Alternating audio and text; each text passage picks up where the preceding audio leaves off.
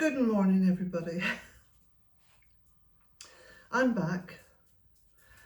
I've had a little bit of time off, as you know, just to compose myself, really. Because I had got to a stage where I was very, very emotional. You know, initially, after the storm, because of my personality, I was very positive. And I was looking at all the positive things and, you know, trying to eke them out and just to, you know, be a lot more optimistic. But like all forms of shock, and I was shocked by that storm, it suddenly hit me. It hit me like a thunderbolt. It was incredibly, I don't know, I can't find words to express it, okay? But I got incredibly down, which is most unlike me, as you know. And I just thought, how am I going to tackle this?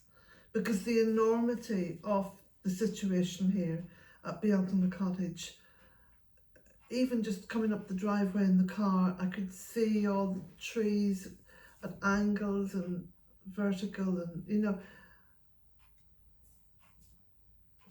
And I made some inquiries about getting some help in, as a lot of you have suggested, but it's just too expensive.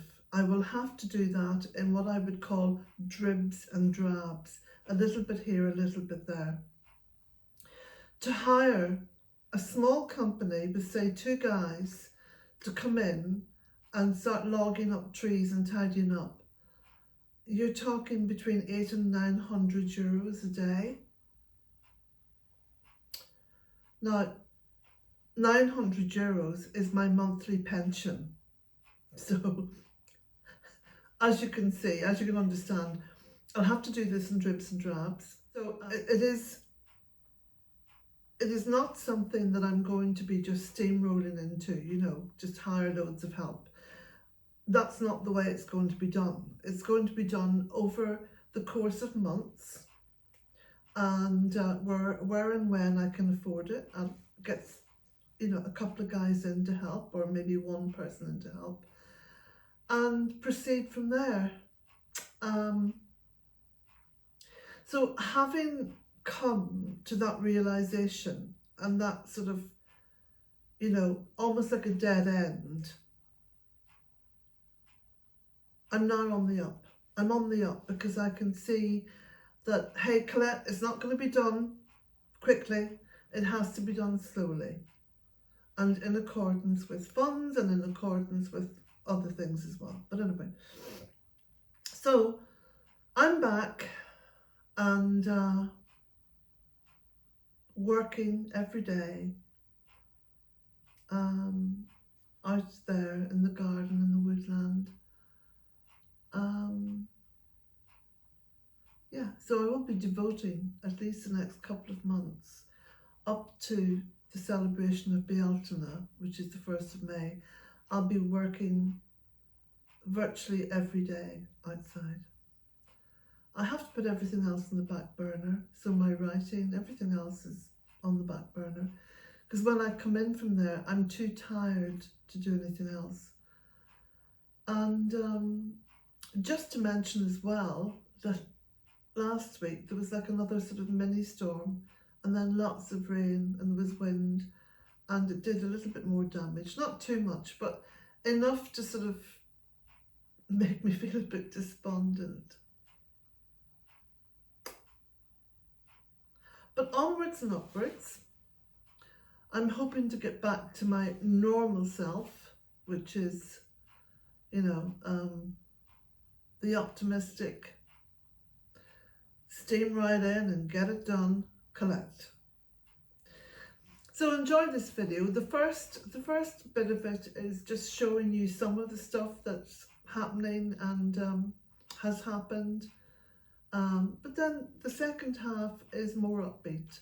It's looking at spring and what's happening out there in spring. So blessings to you all. Thank you so much, by the way, for your support.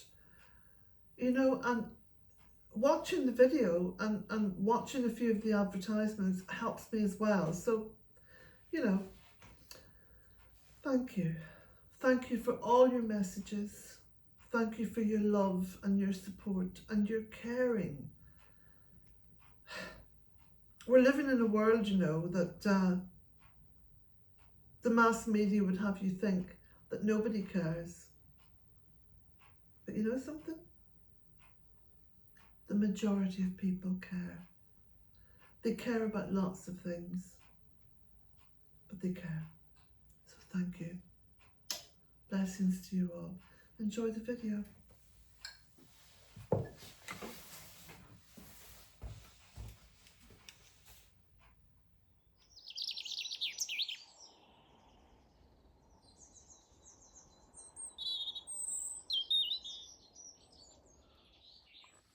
Well, good morning. It's Sunday morning, the 2nd day of March. And I've had to give myself a really good talking to. Colette, put on your big girl pants and get on with it. Yeah. Well, that kind of covers me for a few hours until I begin to feel a little bit despondent again at the sheer enormity of the work involved here. Let me just show you some of it. This is just one corner of the woodland, and you can see some of the ash trees being cut back, lots of it to be moved. It's unrealistic for me to think in terms of getting people in to help. I'm so thankful that I managed to get the apple trees all pruned before the storms hit, and so at least there'll be a shape there. Now, there was another sort of mini storm last week, so there was a bit more damage done, but hey ho, just got to keep going with it now. So the last sort of mini storm last week disrupted a lot of the habitat piles that I'd created, so I have to go back in on those and make sure it's all done again. Yeah, it does look a bit devastated up around this part of the land. You can see here, look, blackthorn trees toppling over. The amount of stuff that I've stacked up around the bins and this. Oh gosh, look. For much of the past, say, 10 years, I could never see the top of that pine tree, which is on the boundary of my land down near the fairy wood. Well, on the other side of the stream, but yeah, you can see it now.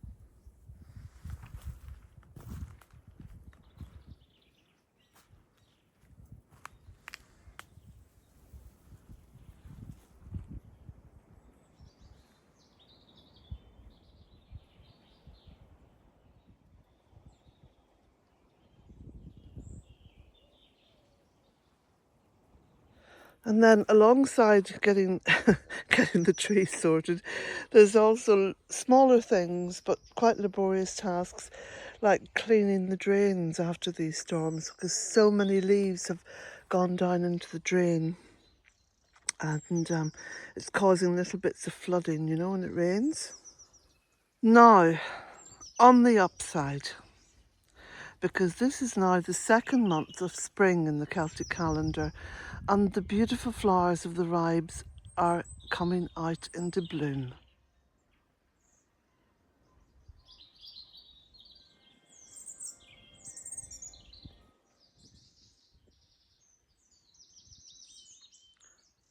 And the roses are beginning to bud. The stems, yeah. The one that I've tied in around the willow arch that I made, which I do have to reinforce a bit more. But it won't be blown over by the wind, that's for sure, because the willow roots. Yeah.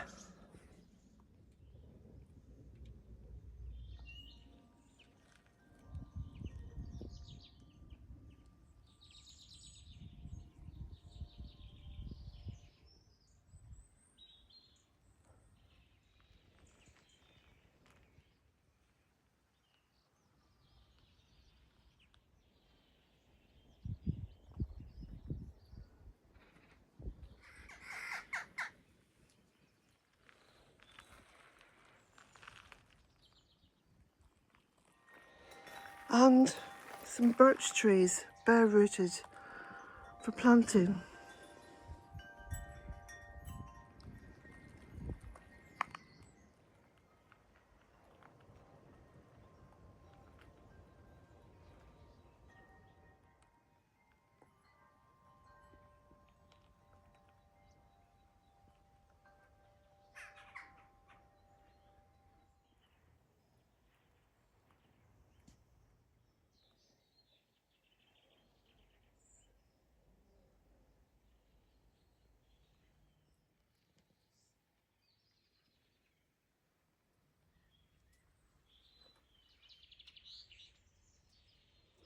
This is why it's so important to have flowering plants all through the year, if that's possible. Because these little pollinators sometimes just come out of hibernation a little bit early. Yeah.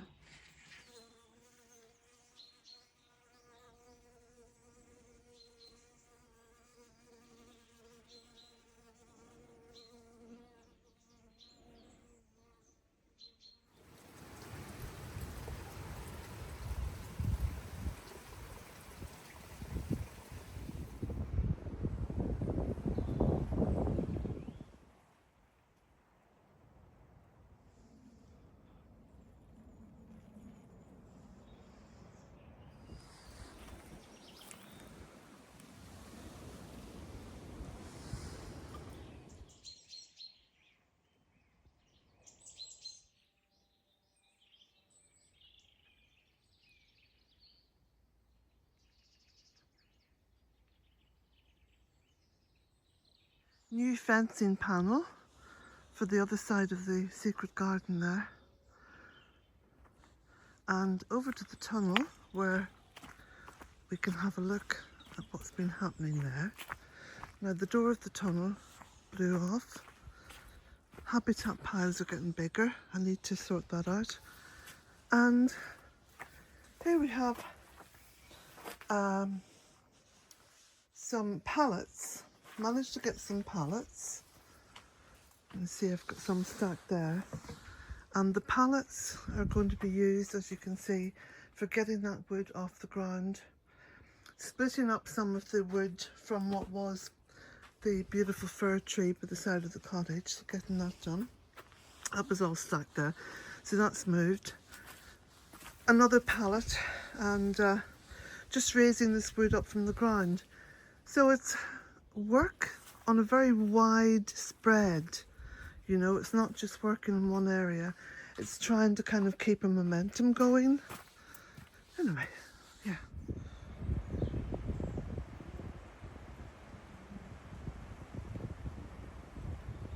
lots and lots of frog spawn.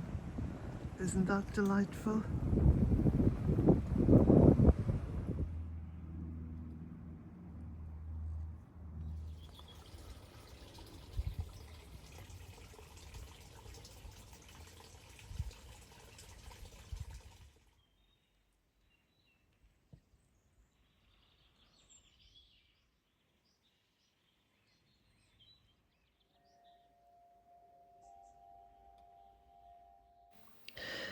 For those of you who don't know about Bealtaine Cottage, this was the cottage on the first day that I saw it, 20 years ago in 2004. And my delight has been doing it up over a long course of time, 20 years. I'm still in that process, but planting a woodland around it has brought me great joy, and I'm quite sure has brought Mother Earth great joy as well. It's a wonderful place to live now, and it just shows you the transformation that can be done in 20 years. I don't know what's stopping all the politicians, really. I'm recognised by the Irish government as a writer, and therefore have been accredited artist status. My first book, A Cottage in 3 Acres. My second, In Search of the Goddess Rising. My third, Walking Between Worlds. And 2 booklets, Bealtaine Cottage Guide to the Deep Midwinter and The Celtic Festival of Imok. All books can be purchased through my website, and there's a link beneath each and every video. I will be posting a link into the comment section also. You can hear me read the first 2 chapters of my book, A Cottage in 3 Acres, over on my website, bealtainecottage.com. Again, there's a link beneath each and every video.